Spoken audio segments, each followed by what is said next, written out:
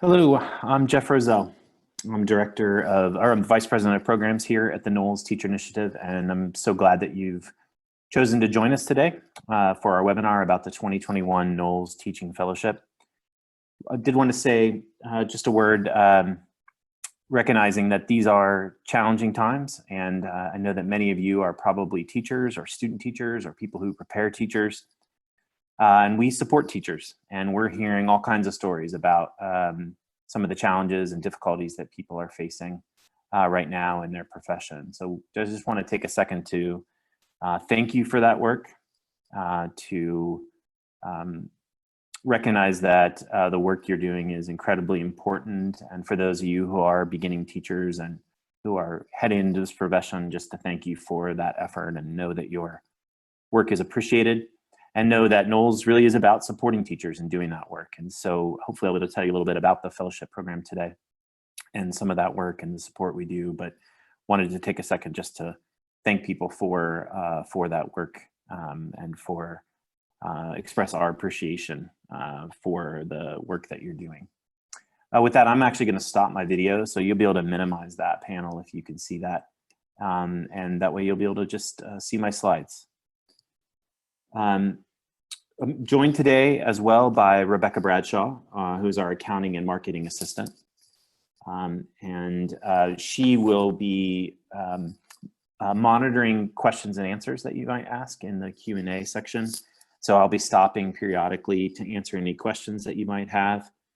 And Rebecca will relay that question to me during the Q&A portion of the presentation, or answer it as a typed response, or even answer it along the way as we stop. So please use that Q&A portion in your Zoom, and we'll handle questions that way.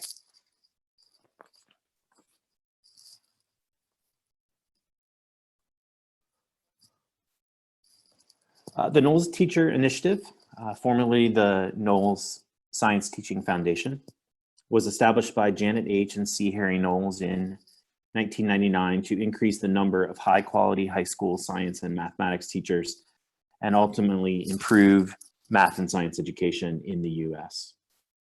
At Knowles, we believe that teachers can and should be the primary agents of educational improvement. And this belief is woven throughout all aspects of the Foundation's programming, including our Teaching Fellows program, which is what we'll be discussing in detail today. So I'll provide you a brief overview of the Knowles Teaching Fellows program, including the program benefits. I'll also review our eligibility requirements and the application process. So let's begin with an overview. From striving to meet the diverse needs of all students, to navigating the challenging political terrain of school systems, to recognizing the important role that education plays in students' opportunities and outcomes. We understand that teaching is a critically important, complex, and intellectually challenging endeavor. So the program that we've designed, the Knowles Teaching Fellows program, is an intensive and cohesive 5-year program that supports early career mathematics and science teachers in their efforts to develop teaching expertise and lead from the classroom. Each year, we award approximately 35 fellowships to new high school math and science teachers with great disciplinary knowledge who possess leadership potential and are committed to becoming great teachers. Our program lasts 5 years and is divided into 2 phases. Phase 1 are years 1 through 3 of our program. And in that phase, fellows reflect on and deepen their own disciplinary mathematics or science knowledge. They develop specialized forms of content knowledge that are needed for teaching. They focus on increasing learning opportunities for all students. And they focus on engaging in inquiry with others, first within their cohort and then later with their colleagues. In all of that, fellows are supported in becoming a community that engages with each other in inquiry as critical friends. And this emphasis on inquiry with others really serves as the foundation for teachers leading from the classroom. In phase 2, the last 2 years of the program, the focus of inquiry really shifts from a fellow's classroom to the professional community in which they work. So fellows are supported in bringing their school colleagues into the work and making themselves vulnerable and open to others' perspectives. Fellows will grapple with their own professional goals and commitments and what it means for them to lead in their context. And they'll learn to understand their school and local community as a system, understand the multiple leverage points for change, and experiment with ways to lead those communities toward better outcomes.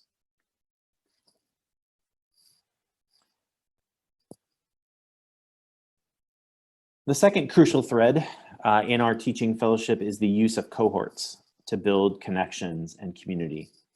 So we built our fellows program on a cohort model that allows fellows to connect with peers who are at roughly the same points in their teaching careers. The groups that fellows form in their cohorts allow them to experience small learning communities and to experiment with various roles teachers might play in those communities.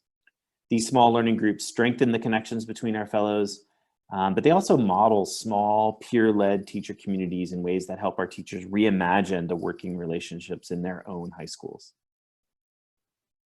Fellows also have multiple opportunities to work with colleagues beyond their own cohort in special interest or regional groups and groups that are focused on teaching specific disciplinary skills, practices, or concepts, or in groups teaching in similar contexts.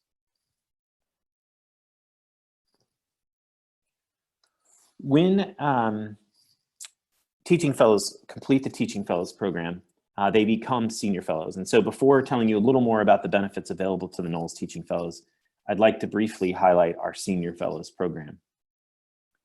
As I said, after completing the 5th year of the fellowship, teaching fellows become senior fellows. And through the Senior Fellows program, former teaching fellows have the opportunity to remain involved in the Knowles community throughout their careers and be supported in ongoing leadership efforts.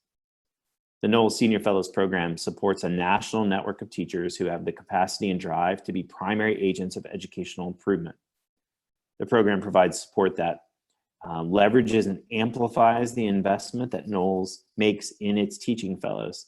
And the connectedness of senior fellows within the network allows them to build on and refine and spread the professional norms, practices, and knowledge gained through the Teaching Fellows program to strengthen the teaching profession and improve math and science education from the ground up. Senior Fellow projects grow the capacity of the Knowles network by enhancing senior fellows' skills, knowledge, and experience. They also allow senior fellows to feed their expertise back into the network while providing the opportunity and support needed to leverage those skills and experiences to have an impact beyond the Knowles network. So I'll briefly describe 3 senior fellow projects as examples of the kinds of opportunities that senior fellows have. The Knowles Coaching Network, introduced in 2014, is designed to increase the use of peer coaching among fellows and in broader educational contexts, and enhance the climate of shared and reflective professional practice in their community. To date, over 60 senior fellows and as many as a dozen of their colleagues have been trained as peer coaches in our coaching institutes. These trained coaches are putting that training to work in their local school contexts and have several different opportunities to serve as coaches for teaching fellows. In December of 2014, the Knowles Teacher Initiative published the inaugural issue of its journal, Kaleidoscope: Educator Voices and Perspectives. Through Kaleidoscope, Knowles shares stories from teachers about teaching, leading, and learning. Under the leadership of a senior fellow-led editorial board, the journal is published twice per year. Additionally, Knowles is providing leadership opportunities for senior fellows through the Knowles Academy. The Knowles Academy offers state-of-the-art professional development experiences for teachers. This summer, we will offer 6 courses for math and science teachers who aim to improve teaching practice and student learning. Academy courses are co-developed by Knowles staff and senior fellows, and you can find out more about those on our website at knowlesteachers.org/upcoming courses. to learn more about our course offerings and promotions. In addition to courses during the summer, we also work with districts and schools to provide professional development for their staffs. All of that led by senior fellows. So as we tell teaching fellows when they come into our community, in many ways, what we're looking for is to provide them with a life or a career-long commitment. And so it's a 5-year teaching fellows program, but their involvement with senior fellows can extend for as long as they stay in the teaching profession. So with that, I'd like to turn over, before I move to benefits, I'd like to take a second and just see, Rebecca, if there are any questions that have come up that feel like they won't be addressed in the benefits or eligibility or application sections. Hi, Jeff. I just wanted to, I addressed the question, but to make it for everyone to know, we will send a copy of this webinar out after it is complete. So if it, for any reason you need to jump out early or your connection isn't great, you will be able to get all of the information via email to you. Otherwise, our questions will probably be addressed later. So I'll hold on to them for now. Great, thanks.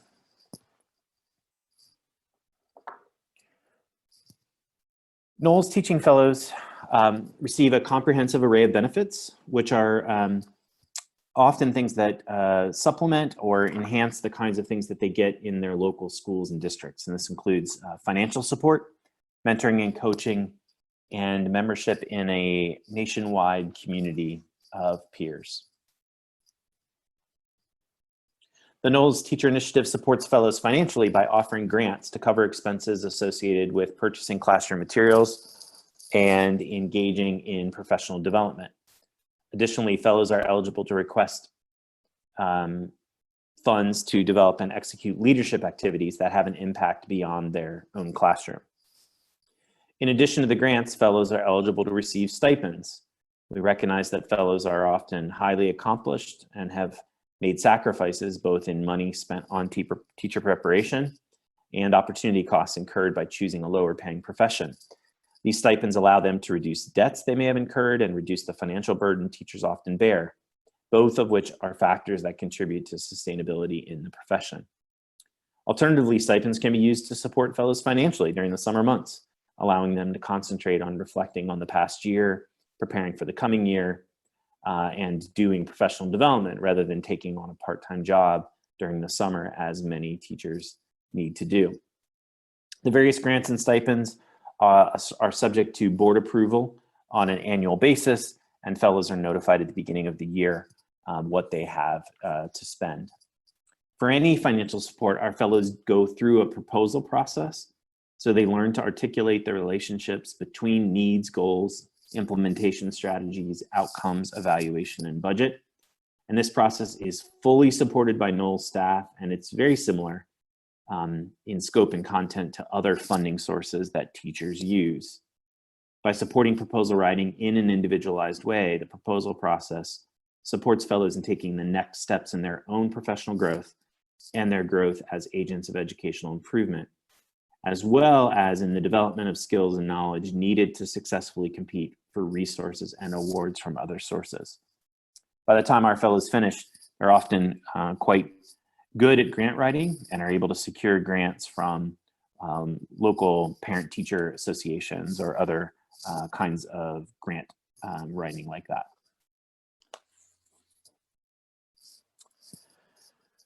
We value the expertise and knowledge of skillful teachers, which is why we support our fellows with mentors and coaches. In fact, we recruit staff with significant teaching experience to be able to act as those mentors and coaches.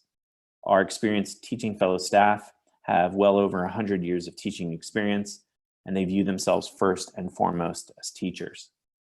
Our staff play a significant role as experienced teachers who regularly check in with fellows, support them to plan and reflect on instruction, talk them through challenging professional dilemmas, and support fellows in their personal challenges. As you can imagine, in this time right now, our staff have been very busy supporting fellows as they've worked on converting their classrooms to remote or online environments, as well as just providing a friendly person to talk to going through really difficult times. In addition to staff, each team often also supports fellows with 2 or 3 veteran teachers. Sometimes these are senior fellows who bring on-the-ground experience and credibility. They attend meetings, support fellows in their inquiry, and provide them with the kinds of support that practicing teachers are able to provide. Knowles Fellows are able to tap into a support network of more than 400 teachers who are committed to improving math and science education. So from in-person conversations that take place at meetings, to virtual conversations that take place on our online community, invaluable support is mere moments away. So I'd like to talk you through what a typical year looks like for a teaching fellow. It begins for new fellows of the 2021 cohort with an orientation in July, immediately preceding summer conference. The primary goal of this meeting is to help new fellows learn about the culture and norms of the Knowles community that they're joining. Each new cohort spends 2 days working with staff to explore the processes and power of practitioner inquiry and learn how to be critical friends to each other and colleagues. Fellows are supported to examine how they think about their specific math or science disciplines, how they think about themselves as learners, and how their already impressive disciplinary knowledge may need to be adapted and deepened for the work of teaching. Throughout the meeting, fellows learn about the ways that Knowles supports their development as beginning teachers and potential leaders in the profession. For existing fellows and the rest of the community, the Knowles Summer Conference is the official start to each fellowship year. This 3-day meeting takes place in July, usually in Philadelphia. It's a distinctive event that brings together all members of the Knowles community, typically around 250 participants, to interact with, learn from, and provide critical feedback to each other within a variety of settings and structures. All 5 cohorts of teaching fellows attend the meeting, along with senior fellows who are engaged in specific activities related to summer conference. The summer conference is divided between opportunities for fellows to work within their cohorts and opportunities for them to engage with the wider community. In the mornings, teaching fellows begin the work of the year aligned with the specific phase that they're in. And then in the afternoon, meeting participants attend their choice of learning sessions that have been proposed, reviewed, designed, and led by fellows. These learning sessions might be a presentation or a collaborative working group, or even a poster session. Fellows who lead these sessions are provided with a coach, a Knowles senior fellow who has participated in our coaching institute, and support session leaders to establish learning goals and evaluate the effectiveness of their session. Fellows have a committee that choose a book to read together each summer, and they organize a variety of unconference style discussions about that book throughout the meeting. And last, fellows have opportunities to organize informal discussions over meals and during meeting breaks that allow them to find common ground, organize working groups, and discuss topics that interest them. In addition to the summer conference, we bring all members of a cohort together, pending some improvement in our situation, twice a year to meet in person. It is a significant investment, and it's one that we value very much. And it's a crucial piece of our support of beginning teachers. Meeting in person serves several important purposes. First, our staff plan and implement professional development sessions that support teacher learning for fellows, that introduce fellows to new ideas in the field of math and science education and teacher leadership. Support fellows in considering critically how those ideas make sense in their local contexts, and then equip fellows to plan for implementing changes to their practices as teachers and leaders. A second really important part of bringing people together is cohort community building. Fellows do engage in robust work online, but the intense time they spend with each other at meetings and at meals, even socializing late into the night, these really serve as crucial components of network building. And we explicitly and purposefully use meetings to build that community. We help fellows decide on their cohort norms. We give fellows choices about how to use cohort time. We provide space for fellows to reflect on how the cohort is working together. And so these meetings really strengthen the close bonds between fellows and also between fellows and staff and our specialists who are there. And finally, we use these to build a sense of professionalism. While we strive to be careful stewards of Knowles resources, we also recognize that teachers deserve to be treated like professionals. And so to that end, we make sure that fellows are treated well. We eat good food together. We make our meeting sites pleasant, good places to be together and work. And we recognize that teachers learn best when they have agency over their own learning. So our staff work closely with fellows as they plan meetings, getting feedback and input from them about their needs, and supporting fellows to own significant portions of meetings as they support one another's work. The sense of community that we foster requires a consistent investment of fellows in one another and of our staff in fellows. And given that our fellows are spread across the country, this does mean that much of that investment occurs in a virtual space, our online community. Fellows engage with our online community in many ways, both asynchronously and synchronously. They're supported through the use of Google Hangouts and Zoom, and do so for a number of reasons. They do inquiry together. So as they engage in inquiry, they generate and analyze data, and they bring other fellows into that inquiry. And so the online community serves as a place to share and discuss what they've learned. As fellows learn from their experiences in the fellowship, they're supported at efforts by the online community in trying new things. They experiment with new ways of teaching and leading, and they share those experiences and what they've learned through our online community. And this online community serves as a site for discussion across cohorts and building our network at large. So fellows engage in rich discussions about pressing issues in schools and math and science education. They seek dilemmas, or they seek advice about dilemmas from one another. They share victories.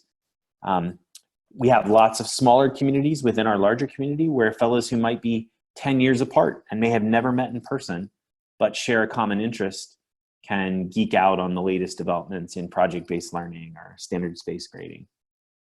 And finally, the online community serves as a site of resources, learning about new opportunities for professional development or for new jobs in local schools.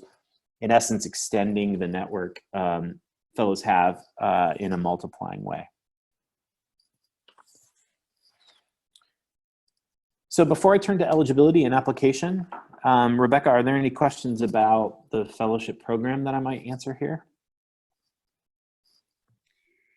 Our first question is, how are mentors paired with fellows? That's a great question. So there's actually several different kinds of mentors that you get access to through Knowles. So one are staff. And so we have full-time paid staff members, 12 of us who work in programs, who are supporting fellows within their phase cohorts. And so every fellow has a staff member who is tasked with mentoring them. And so that's usually assigned by us on our staff side. So you have that mentor. The second mentor you have is a mentor within the fellowship. So all new fellows get a big buddy fellow who is just a year ahead of them within the fellowship. And they serve as a mentor, sort of a mentor into the fellowship program itself.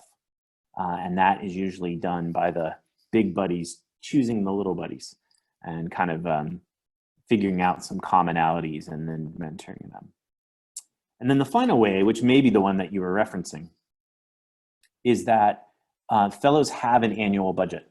And many fellows use that annual budget to hire a mentor from their local school or from their local area to serve as a mentor. And we support you in doing that work. So in that case, a fellow finds a mentor, maybe somebody that their school, at a neighboring school who might be really knowledgeable about something the fellow wants to learn, and they sort of hire them to be a mentor for that year. And so it's not uncommon for our fellows to hire mentors. Sometimes schools provide mentors, and that mentoring is really good. At other times, that mentoring can be not much more than sort of somebody who shows you the kind of logistical ropes. And so that's why our fellows then might find somebody to hire as a mentor for them, and we support them in doing that work.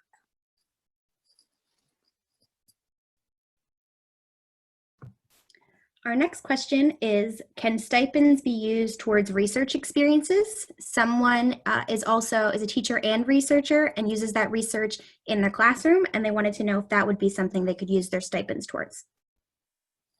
Yeah, you can use your stipends toward whatever you want. So this is a situation where we recognize that teachers are honestly underpaid for the value that they are to the profession. And so if you choose to earmark you can use up to half of your annual budget to fund stipends, and then that money is yours and you can use it however you see fit. And certainly what you described seems great. The other thing I would say, though, is actually that what you've described, a teacher research experience, might also fit under our definition of what we would call a professional development grant. And so you could write a grant, a professional development grant in our process that would fund whatever research you're describing, whether that's research with another school or sometimes like a summer science and math research kind of thing, which are quite popular. So all of those things, you might actually be able to fund that through your professional development grant. So the short answer is lots of ways for you to use Knowles resources to get that kind of experience. And we would support you in figuring out whether you could use a professional development grant or whether you would need to use your stipend. Could you talk more on the travel requirements? I'm going to group a couple questions together. Yeah, so things like, where are the cohort meetings? What's the duration for summer, fall, and spring? Like what cities? What things happen at meetings? Yeah, great question. So cohort meetings, the summer conference is 3 days in July. Again, this summer we'll be holding that online or virtually. Hopefully in summer 2021, that will not be the case. So it's a 3-day summer meeting. For the new cohort coming in, it will actually be more like a 4.5 day because the orientation will be a day and a half prior to summer conference starting, and then 3 days of summer conference. The fall and spring cohort meetings are 2 days. They're on Friday and Saturday, and fellows travel on Thursday, generally after they're finished teaching, and then return home on Sunday. We hold those meetings all over the country, and so we try to move them around, and we'll meet in different locations. About half of the meetings are held in our office, which is in New Jersey, and the other half of the meetings are, this year, for example, Phoenix and Dallas, Chicago, but spread throughout the country in terms of East and West and Central, in order that no fellow is the one who's always having to travel the greatest distance. At the meetings, once we're there, typically it's a lot of staff-led professional development, so generally like an introduction to new methods of teaching, new ideas, and then a lot of smaller group work where fellows are sharing data from their classrooms and conducting practitioner inquiry with one another, learning from each other's classrooms, lots of discussions. And there is a fair amount of sort of time for where fellows are directed to kind of use, get to know each other and use their colleagues in ways that are meaningful to them. Did I hit them all there, Rebecca? Does it seem right? I think that was everything. Okay. Also kind of relevant to this section, Yep. Would teachers be able to be part of multiple fellowships besides Knowles? Yes, and it's not uncommon. So for example, many Knowles fellows are also Noyce scholars, and that kind of works a lot like a fellowship program with a couple years of induction. We have Knowles fellows who are, I think they're called Trellis scholars, which is out in the Bay Area, and that's a program that also supports them in their early years. We have fellows typically, and they're a little bit later, who are Hollyhock Fellows, which is a program through Stanford. So the answer is yes. We're not exclusive in any way around these things. And if you have access to resource, Math for America is another example. We have fellows that are in Math for America. So the answer is yes. You can get support from multiple avenues, and these folks are most of these fellowships are people that we know and are sort of professional friends of ours, and so we make sure that our fellowships are only supportive for our fellows, not extra burdens. Jumping back a few questions to funding. Can Yes. funding be used to fund creative classroom projects and classroom technology? Yes. Our funding, it can buy materials for classrooms.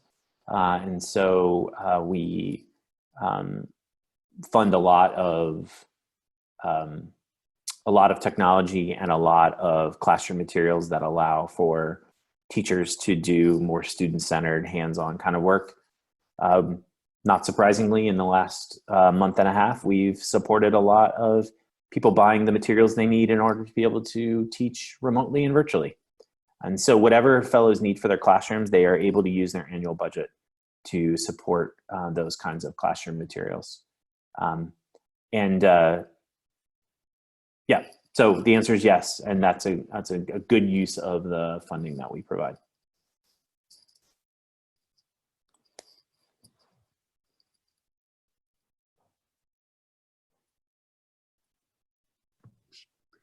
We have some other questions, but I think they're more in the eligibility process. So I'm going to let you keep going with that. That's great. And then we'll make sure we hit those. Yep, definitely. Thank you. Great. Thanks. So let me talk through our eligibility requirements. So prospective applicants must meet the following eligibility requirements. So we're seeking to support individuals who intend to make teaching their primary career. So this is not a program that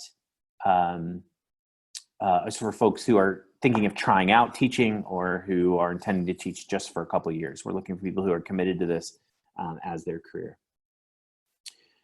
In order to be eligible for the fellowship, applicants must have recent knowledge of the content that they intend to teach. And so what that means for us is that applicants must have earned a related math or science degree between 2011 and September 1st, 2021. So within the last 10 years, having a math or science degree or the course content related to that math or science degree.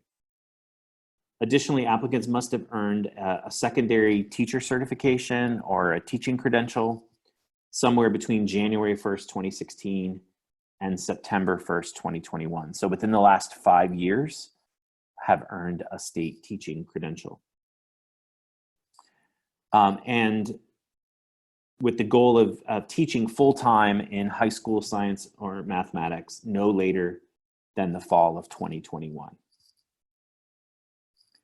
Last, the fellowship is intended to support teachers who are first or second year teachers during their first year of the fellowship. So because this fellowship would begin in the fall of 2021, or really summer of 2021, what we're looking for are people who would be a first year teacher in August of 2021 or a second year teacher in August of 2021. And for purpose of eligibility, what we mean by your first year, your applicant's first year, is the first year in which you teach full-time for the full academic year as the teacher of record. So there may be questions that come up about that. And so I can take some of those online, but sometimes your situation is complicated and you've got a lot of things going on with that. The best case in that situation is just to send your inquiry with all those details to apply@knowlesteachers.org. And we'll share that information again in a second. So Rebecca, were there any clear eligibility kinds of questions that I can tackle here before I turn to the application process?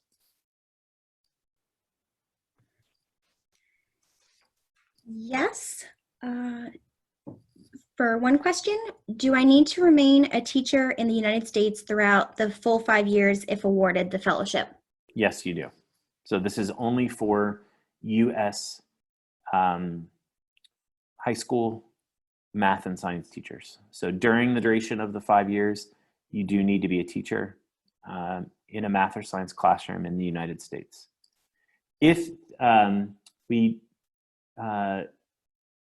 do grant exceptions to that for 1 year, like if it's in a situation where for whatever reason you're not able to find a job, for example, in a high school and are teaching in middle school your first year, you sort of get a 1 year buffer there. But yes, the intention is if you are not planning on teaching in the US, then you would not be able to complete the fellowship if you're not teaching in the US. Would a beginning teacher who is lateral entry qualify, a teacher who has a provisional license? Yes. And so most of our teachers gain their licensure through a teacher preparation program, but some do gain their licensure through any number of different pathways. But as long as they have a licensure, a state licensure, even if it's provisional or through some alternate route, they are eligible to apply. As long as, again, they have it by September of 2021. A couple of content related questions. Does math and science include STEAM and engineering, also earth science? So when an applicant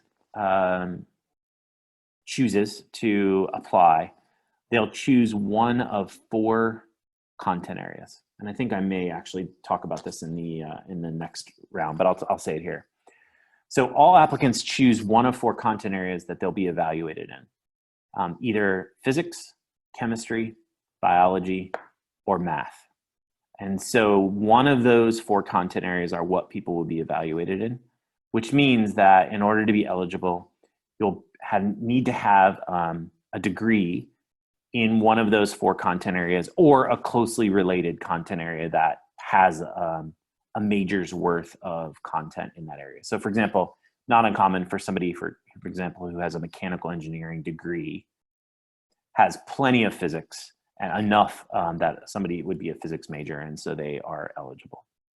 So answering those other kinds of questions around STEM or STEAM or earth science, it really depends on what your content degree is, and you're not going to be evaluated in terms of your content knowledge around any of those.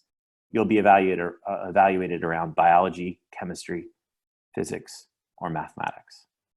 Now, once you're in the fellowship, it isn't uncommon for fellows to teach courses that have names like the ones you're describing. And so that's fine. That's considered teaching science or mathematics in high school. So from once you're in the fellowship perspective, it is not uncommon. Our fellows, including, they teach some earth science or environmental science. They teach courses that have names like STEM or STEAM or engineering. All of that is fine. And we support fellows in doing that. But sort of foundational to us is this idea that you need strong disciplinary content knowledge. And that's going to have to be in biology, chemistry, physics, or in mathematics. If you have any questions about your particular degree, then that's a great question to send to apply@knowlesteachers.org. And we do that all the time, evaluate transcripts and that kind of stuff ahead of time. For new teachers that are graduating at the end of May and will be certified for fall 2020-2021, however, are awaiting the logistics of teacher certification, can we still apply before receiving certification? Yes, and absolutely can. And for folks who are graduating in May 2020, you don't have to be a teacher until fall of 2021 to be a part of this year's cohort.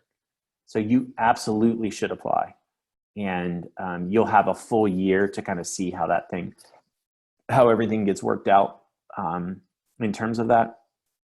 So you absolutely should apply. If you're a student teacher this year, wrapping up your student teaching, or you just wrapped it up, you are, this is the year for you to apply. And we're hopeful all this is going to get worked out, certainly by the time this 2021 cohort is in. But even if it doesn't, we're certainly looking to work with things, and we're going to be paying attention to what's going on with state certification and hiring. If you are teaching in a private school, do you need to have the state teaching credential? Are you eligible if you are teaching, or are you eligible if you're teaching in a private school? So you are eligible to teach, eligible to be a fellow if you teach in a private school, and many of our fellows do teach in private schools. However, even if your school doesn't require teacher certification or licensure, we require teacher certification or licensure. So if you're a teacher in a private school, you are eligible, and that doesn't make you ineligible, but you still have to have this state teacher licensure. That requirement is not waived.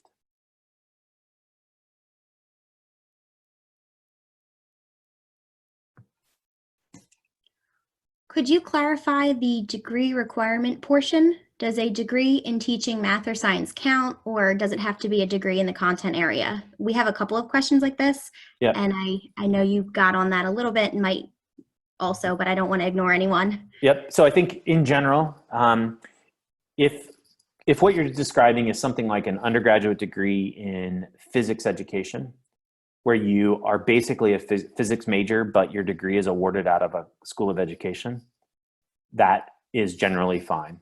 And the way to ensure that would just be to send your transcripts or send a description to apply at Knowles Teacher, and we would be happy to have that. That's true for mathematics education or biology education or any of those kinds of things.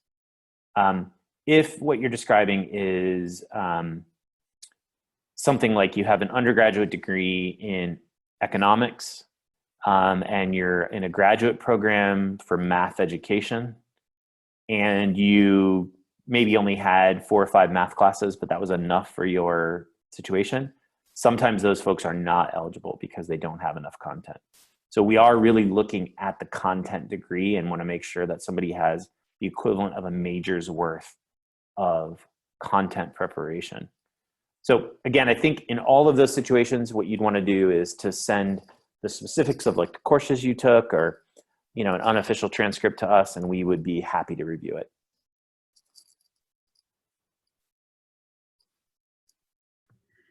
Are there any eligibility requirements regarding where we are teaching, and do you need to stay at the same school for all 5 years of the fellowship? No requirements for where you teach as long as it's in the United States. It could be public, private, charter, rural, urban, high needs, or well-resourced. So no requirements on that. And you can teach, move schools within the 5 years, and many of our fellows do.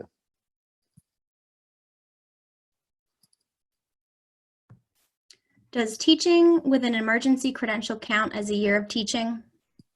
Yes, if you were teaching all year, full-time, and were the teacher of record, which sometimes there's some concern about what that means exactly, but generally if you were the teacher who designed the course, implemented the curriculum, gave the grades, were recognized as the teacher by students and the other staff, then that year does count as a year of teaching. Do subjects like environmental science and economics qualify as math or science? They certainly do in terms of what you actually end up teaching, yes. But for the purposes of our evaluation, like I talked about, you would need to be evaluated in one of those other subjects. So we don't evaluate anybody based on economics or science, for example. But if you have a sufficient biology background and your interest is in environmental science, or you're going to be teaching environmental science, that's fine. But you're going to be evaluated in terms of your biology content knowledge. Is eligibility strictly for high school teachers? What about eligibility for first-year middle school science teachers? It is, you can apply if you're currently a middle school teacher, or if you are student teaching in a middle school, for example. But if you get the fellowship, you're committing to teaching high school. And so you would have to be teaching high school. Once you receive the fellowship, you'd have to find a high school teaching position. You have a year to do that if you don't get it right away, but it is the expectation that this is for high school teachers.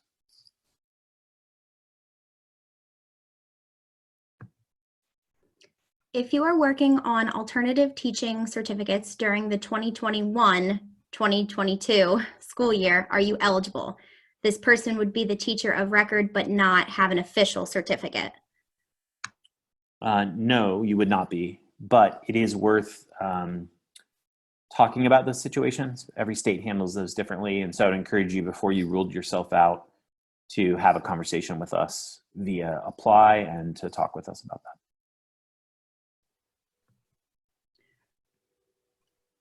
As a reminder, when did you say we must obtain our teacher certification by in order to be considered for the 2021 cohort? By September of 2021. So really, so if you're working on your certification next year, you're in a graduate program and you'll be a first-year teacher in September of 21, as long as you get your certificate by then.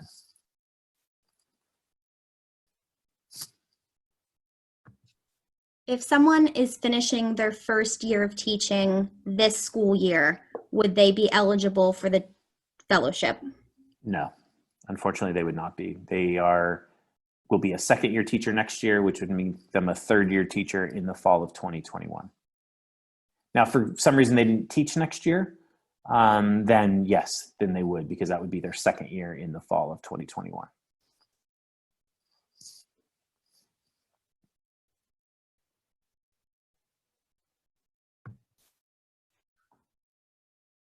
Another question on some eligibility and different countries that can apply. This person has a degree in mathematics and statistics, but just as a reminder, no other countries are eligible unless you're teaching in the United States, correct? Correct. Can applicants be evaluated by multiple subjects? For No. example, if one teaches both physics and chemistry. You would choose. In the application process, you would choose either physics or chemistry, the one that you feel like your academic record and your content knowledge is the strongest. If we do not participate in the 2021 cohort, for example, if we do not find a job, can we apply for the following year? Yes.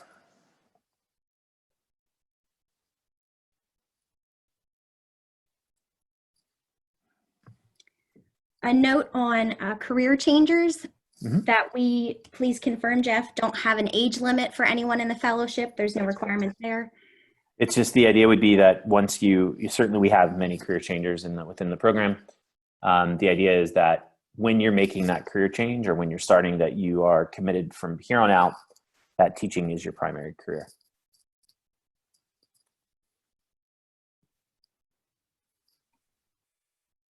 I'm starting to get mixed up in the questions, so I'm sorry. Does the content area of our undergraduate degree need to align with the subject we intend to teach? This person is a chemical engineer who would like to teach physics and chemistry. It needs to align with the subject that you're choosing to be evaluated in.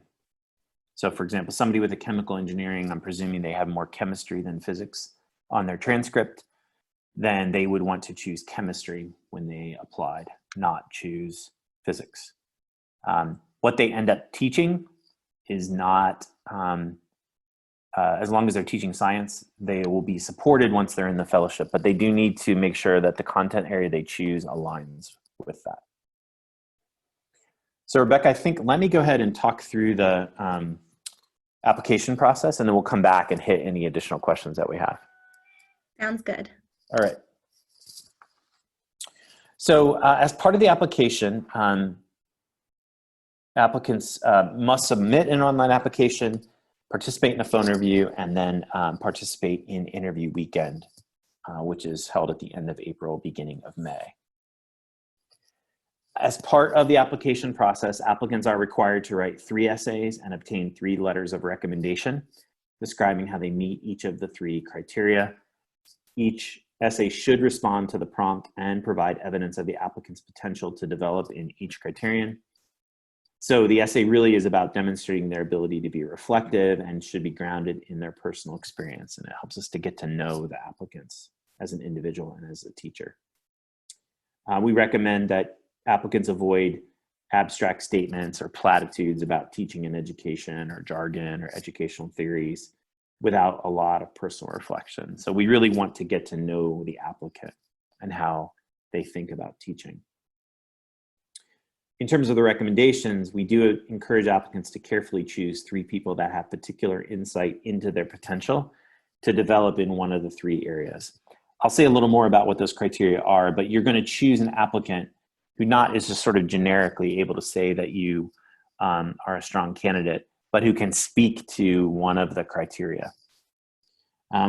So we do make sure that applicants make sure their references understand that we're not looking for general letters of recommendation. In addition, we ask for unofficial transcripts. Sometimes that can just be even a screenshot of your college record and a resume or CV.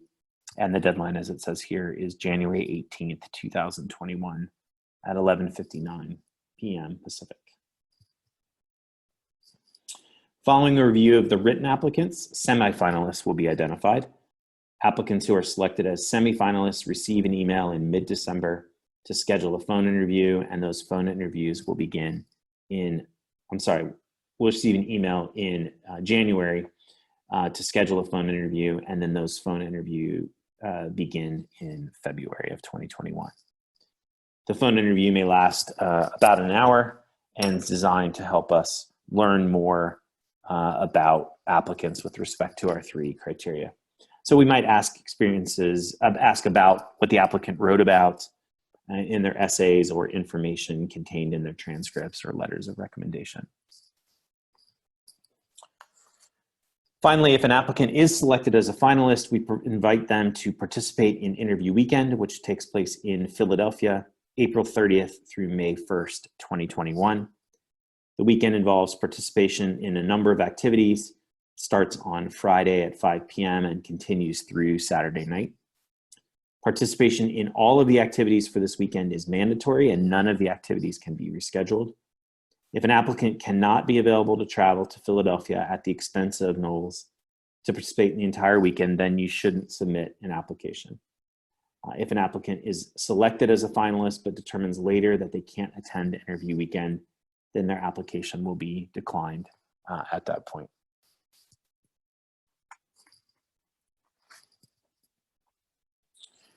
Upon submitting an application, applicants will be asked to confirm their availability for 3 mandatory events should they advance in the application process.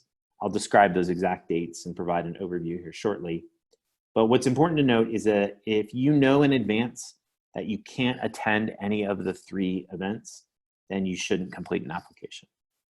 The 3 mandatory events are Interview Weekend, Orientation, and Summer Conference. And as I talked about before, Interview Weekend will be April 30th through May 1st, 2021 in Philadelphia.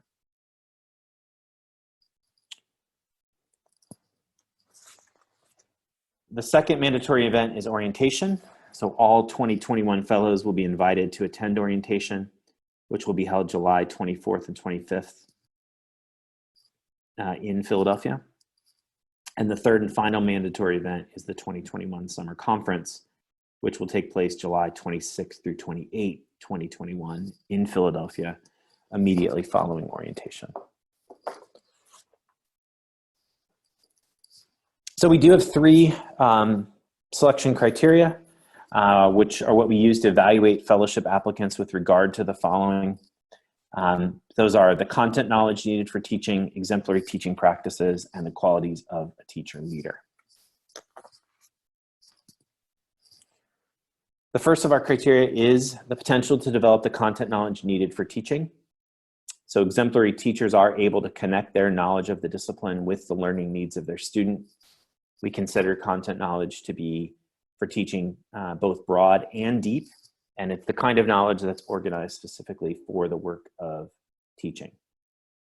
So we expect that fellows will have at least a bachelor's degree in a field connected to the subject that they are evaluated in.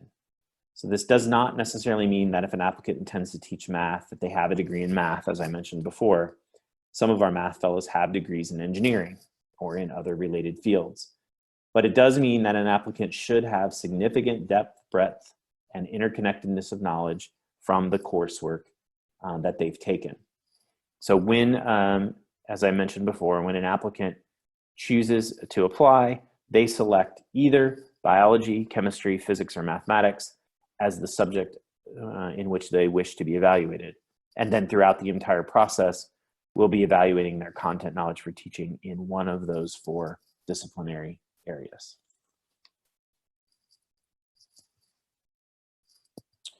In addition to the essay, we are looking at their transcripts as well as their resume and their letters of recommendation specific to their content knowledge. The second criterion focuses on an applicant's potential to develop exemplary teaching practices. Outstanding teachers have mastery of a number of professional skills, such as the ability to communicate well, work as a team with diverse groups of people, plan, and be flexible. We look for indicators like an applicant's reason for choosing high school science or math, and any efforts they've made to understand the work of high school teachers. So we're looking here at the essay, their resume, and their letters of recommendation to determine whether they will become excellent teachers. The third selection criteria is the potential to develop the qualities of a teacher leader. We're committed to the belief that teachers can and should be change agents in education.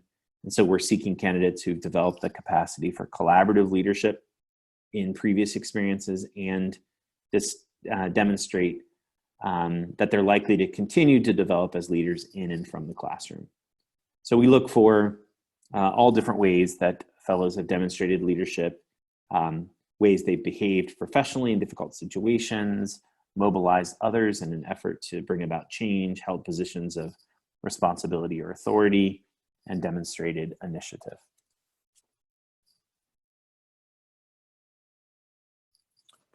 So with that, I don't have any additional information. I'm gonna actually go to the last slide and then come back to questions in case people are ready to leave this webinar. Just a reminder that all of this is on our website, knowlesteachers.org, and you can find information about the Knowles Fellowship and when the application opens, which will be this summer.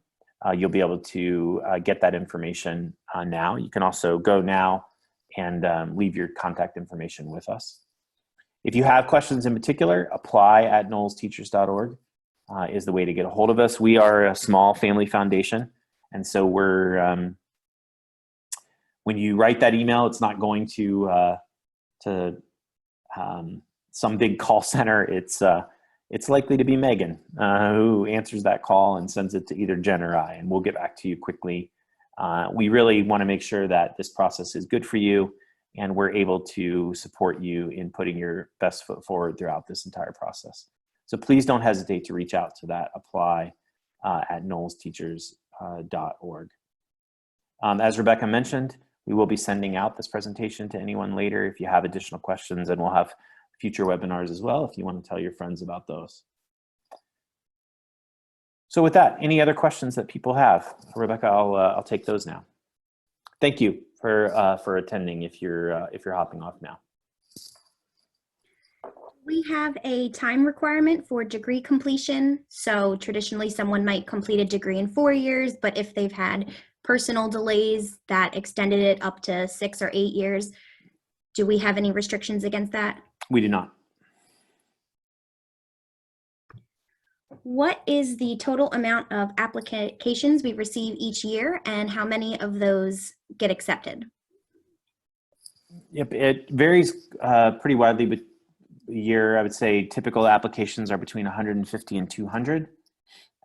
This year we awarded 34 fellowships.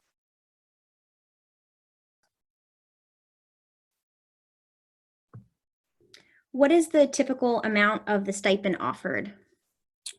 This year, fellows are receiving a $9,000 annual budget, which means that up to half of that, so $4,500, they can use for stipends. 50% $1,500 typically in June, $1,500 in July, $1,500 in August. And then they can use the other $4,500 for professional development, materials for the classroom. If they wanted to, they could use all 9,000 of that on professional development or materials, but they can use up to half of that for stipends. I would just say, just a caveat, that number changes every year. And so that's not promised in any of the 2021 cohort, but that is what the current funding rate is this year. Do you have any advice for applicants who are applying for the second time to the Knowles Fellowship? I think the only advice would be to, despite the temptation to think of like your old essays and your old experience, to kind of draw on those. By the time you apply for this and the time you go through this process, you're going to be a different person than you were a year before. And so start fresh, relook at the essays. Prompts will be different, but just sort of imagine and know that you've learned a lot over that past year. And so you want to start fresh and think about the process anew rather than worrying too much about what happened the last time you went through. It's not uncommon for people to apply a second time and make it further in the process or even be awarded a fellowship. So we have many repeat applicants, and many of them advance further in the process or even are awarded fellowships. Do independent study teachers qualify for our fellowship? I'm not sure exactly what that means. And so I would want to probably hear more about the situation behind that at apply@knowlesteachers.org. It just sounds like that's probably a pretty specific, even that language might mean a lot of different things. So I'd want to, if you could put more information about what that means to apply, I'm happy to answer it. Someone was asking about when applications for this year will be open. Jeff, could you confirm when that is? I think at this point we're saying this summer. I think we are hoping to have those available in June. But if you go to the website now, you are able to give us your contact information, and then we'll be able to send this out. Honestly, you've attended this webinar. We now have your email address, and so we'll be sending that out to this to these email addresses as well to make sure that you see when applications are open. Follow us on Twitter and on Facebook. We'll make sure that all of that is really clear when those applications open. Can you provide examples of potential recommenders for content knowledge, particularly if we are student teaching in an area outside of our core content knowledge? So that's a great question. So I'll just give you quick advice for all three, actually. Typically for content knowledge, you would reference perhaps like college professors in your content area. So if you got a degree in biology, somebody who could speak to your biology degree. Sometimes cooperating teachers or your mentor teachers might be a good person. But in the case you're describing where you're teaching out of that content area, maybe wouldn't be as good. So you might want to look for like a college professor, somebody, maybe if you did research with them, or somebody who can speak to you knowing physics if you're a physics teacher. For the exemplary teaching practices, a lot of times the mentoring teacher or your methods professor, if you're in a program, are good people to look for. And then for teacher leadership, that's often the widest range. So this could be a former coach or a boss at a job you've had or somebody you worked with at a summer camp. It might also be your cooperating teacher or somebody who knows you from university as well. But for content knowledge, the most common examples are people who knew you from your content degree in biology. Does pursuing a master's degree count as professional development that can be covered? Yes, it does, although it's not sort of by the whole degree, but if you're certified and then still pursuing a master's degree, we have had fellows use some of their professional development support on courses that they were using from their master's degree. They have to write a proposal, like I described, for explaining why that particular course contributes to their growth. But yes, we certainly, graduate school is something that we have covered under our professional development grants. Is there any benefit to applying earlier, such as the summer versus starting your application in the fall? Nope, there's not. We don't review any applicants until after the deadline. I think the biggest benefit to you is that the challenge of getting recommenders can be difficult. And I think applicants often underestimate how much time their folks need for recommenders. So my recommendation would be that you do start an application this summer and that you communicate with your references early and let them get listed. But it doesn't give you an advantage in our process. We don't have any kind of like early admission decision like you might have in a college. And we don't review any applicants until they're closed. Are applicants allowed to reuse previous letters of recommendation? If you've applied to Knowles in the past or in a setting. So I'll address both of those because I'm not sure. In general, the recommenders submit the recommendations, not the applicant. So it would really, you give us your recommender's email address, we send them a link, they submit their recommendation.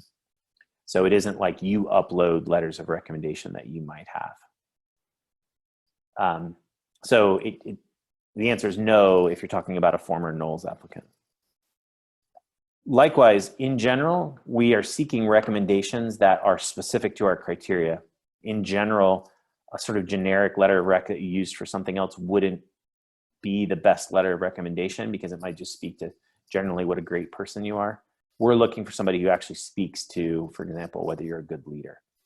So in general, the answer is no. We're kind of looking for recommendations that are specific to our criteria and so often are not going to be very useful to just use one that you use somewhere else. What are the methods of evaluation for our content knowledge, examinations, and so on? We look at the written review, we evaluate your transcript, we evaluate your essay, we evaluate your recommenders.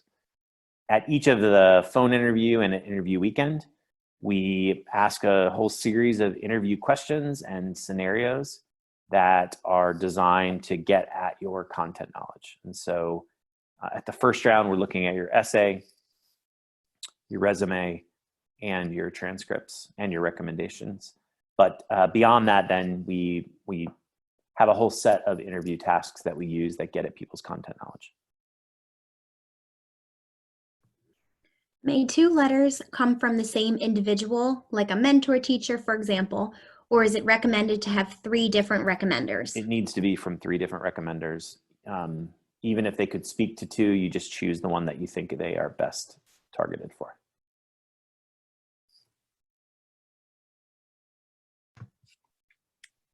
That's all the questions that we have so far. Great. So again, thank you so much for coming to our webinar. I'll go back to that last slide so you can see any additional information. We are, again, knowlesteachers.org/Knowles Fellowship is the best place to go to get more information about the fellowship. And you can email us at apply. Thank you so much for attending, and we hope you found it informative, and good luck.